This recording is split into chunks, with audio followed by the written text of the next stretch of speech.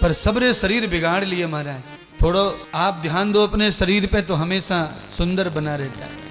मैंने ध्यान दिया है तो सुंदर है, और मेरे संग के कुछ लोग थे उन्होंने ध्यान दिया नहीं, अब उनको पहचानना भी मुश्किल है। इसीलिए बैंक का, बच्ची का, बेटी का, बहन का, पत्नी का जितना ध्यान दिया जाए जवानी में, उतना ही अपने शरीर का भी ध्यान देना।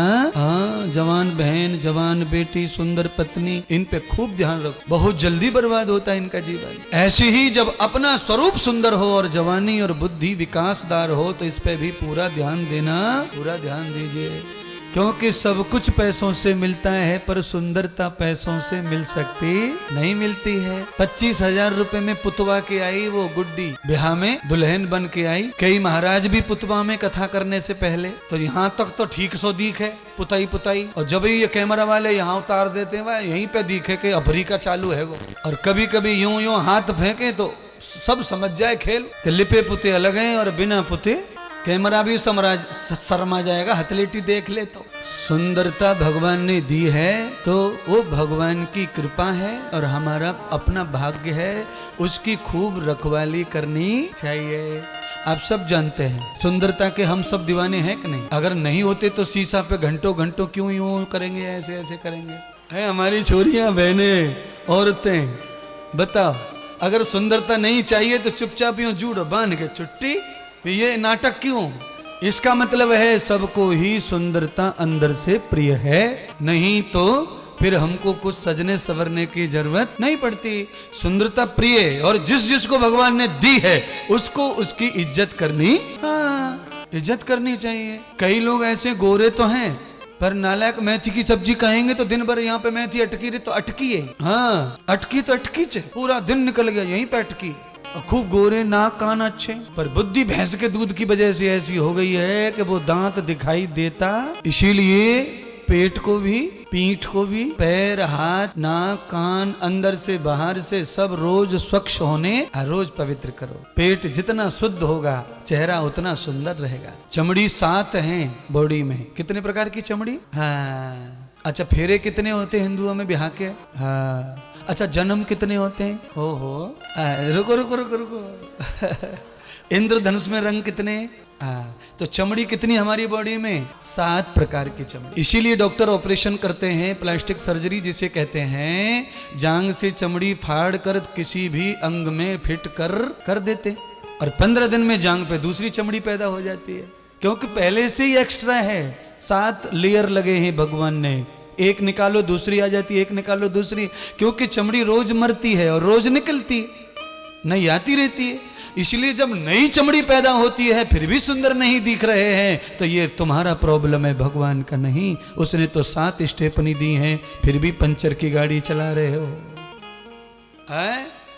है शरीर में मरी हुई चमड़ी को रोज बाहर निकालना चाहिए। कैसे निकलेगी वो?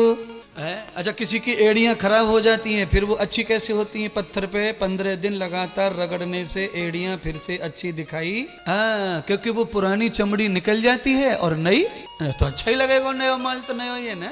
और तुम्हारी चमड़ी सुसरी जब से जन्म लिया तब से 65 साल से वही लटक रही है यहाँ पे, काय को अच्छी लगेगी? नई करो उसको। तो महाराज कैसे नई करें? तो कहा नई करने के लिए पेट को हर रोज साफ करना, नहीं हो तो खाओ मत। कभी कभी नहीं भी होता तो खाना बंद करो, भरे में भरा नहीं, खाना बंद कर दो उस दिन। व्रत करने से क्या होगा कि शरीर की पूर्ति शरीर चाहता है, जहां जहां शरीर को जो चाहिए वो खुद पैदा करता है, खुद लेता है। शरीर में जो मल भरा हुआ है, अगर हमने आज खाया नहीं है, कल का मल साफ नहीं हुआ है, आज अगर व्रत करते हैं तो हमारे शरीर में बॉडी मल को भी खा जाती है, वो मल को भी सोख लेती है। बॉडी में आहार चाहिए, वो मल को सुखा के खत्म कर देती है, पेट साफ हो जाता है। पेट साफ नहीं हो रहा फिर भी खा रहे हैं तो शरीर में सड़ांध पैदा हो जाती है, शरीर सड़ने लगता है, जगह जगह से सुंदरता खत्म हो जाती है। ये आयुर्वेद के सिद्धांत हैं 200-300 साल जीने के लिए है। 350 साल तक राम जी बूढ़े नहीं हुए, चश्मा नहीं लगा, राम जी ने डाई नहीं की, बैंत नहीं पकड़ो, लठिया नहीं पकड़ी। कारण बस समझ लो कारण क्या है। इसीलिए खाना खूब अच्छा खाओ, आइटम खाओ, सुंदर से सुंदर खाने खाओ, कितने भी अच्छे पदार्थ खाओ, महंगे से महंगा खाओ, पर जिसे खाया है उसे पचाओ। अगर नहीं पचा तो आप समझ लेना क्या होगा। अच्छा, किसी किसी की नाक में शुरू में सोनो डलवाओ तो नाक सड़ जाए सोनो, कहते हैं जाकू सोनो ना सजे रहो, जब जब पहने तब तब फोड़ा फुंसी मवाद, फोड़ा फुंसी मवाद। उसी वजह से मुहावरा बना है कि ऐसो सोनो काय काम को जाते नाक चढ़ जाए राम रिझ जाए। तो ऐसा भोजन किस काम का जो पेट खराब करे, बीमार करे, चमड़ी खराब करे, गाल खराब करे, आंख खराब करे, बाल खराब करे, ऐसा क्यों करे? एक आध फड़फड़ी तो माननी पड़ेगी ना। ये भैया कमाई हुई खेती है, इसीलिए विश्वास के साथ कहते हैं कि जो व्यक्ति अपनी कमाई करेगा शरीर की, उसकी कमाई कभी व्यर्थ जाने वाली। हमेशा सुंदर रहिए, स्वस्थ रहिए, क्योंकि काया से बढ़िया अपना और कोई, ये काया ही अंतिम समय तक अपनी है, बाकी सब लोग धीरे धीरे सब लोग अलग हो जाते हैं। काया अंतिम श्वास तक हमारे साथ रहती है। इस काया को हम ही छोड़ के भगवान के घर चले जाते हैं। ये काया इतनी वफादार है और इसी से गद्दारी कर रहे हैं सब। अंडा खा रहे हैं, मांस खा रहे हैं, शराब पी रहे हैं, गुटखा खा रहे हैं, इसी से गद्दारी कर रहे हैं, इसको ही बर्बाद कर रहे हैं। जो हमेशा साथ देगी और जो कभी साथ नहीं देंगे, उन दोस्तों के साथ गाल में गाल चटका रहे हैं, गिलास से गिलास चटका रहे हैं।